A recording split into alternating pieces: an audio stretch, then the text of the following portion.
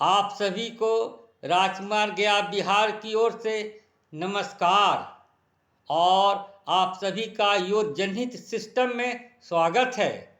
सूचना का अधिकार अधिनियम 2005 के विषय में मैं आप लोगों के समक्ष विकराल उत्पन्न समस्याएं रखना चाहता हूं।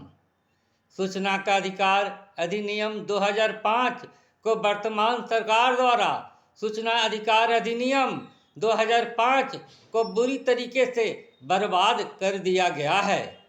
सबसे पहले मैं यह कहना चाहता हूं कि सरकारी नौकरी करने वाले सभी लोगों को लोक सूचना अधिकारी नहीं बनाया गया है। जब कोई आम जनता किसी भी विभाग से जानकारी मांगती है तो पहली बात तो यह है कि सूचना जल्दी नहीं देते हैं।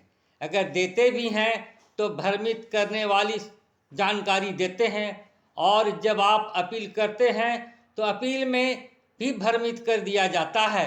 और जब केंद्र सूचना आयोग, राज्य सूचना आयोग में अपील करते हैं तो सालों साल आपका अपील पेंडिंग रहता है।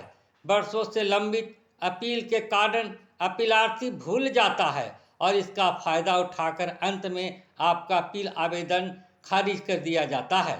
इस कारण भ्रष्टाचार बढ़ता ही जा रहा है। सूचना अधिकार अधिनियम 2005 की धारा 20 के तहत 25,000 रुपया जुर्माना लगाने का प्रावधान है, परंतु ऐसा अब नहीं होता है। यह मात्र कानून बनकर रह गया है। सूचना अधिकार अधिनियम 2005 की धारा 20 के तहत धारा 19 उपधारा 8 खंड ख के तहत लोक पदाधिकारी से शिकायतकर्ता को उसके द्वारा सहन की गई किसी हानि या अन्य नुकसान के लिए प्रतिपूरित हमने आज तक नहीं सुना है।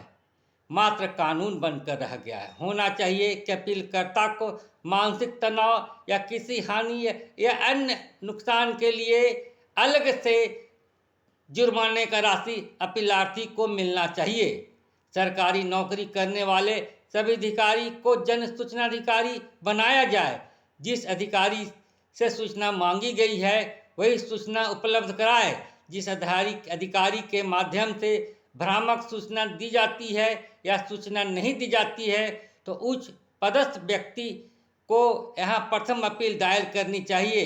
यदि यहाँ से भी समस्या बनी रहती है तो द्वितीय अपील दायर करें। 180 दिनों में द्वितीय अपील में प्रकरण समाप्त किया जाए। यदि राज्य सूचना आयोग में गड़बड़ी पाया जाता है या अपीलकर्ता के साथ गलत व्यवहार और सूचना दिलवाने में सहयोग नहीं करते हैं तो उसे 5 लाख के जुर्माने के साथ पद से हटाया जाएगा।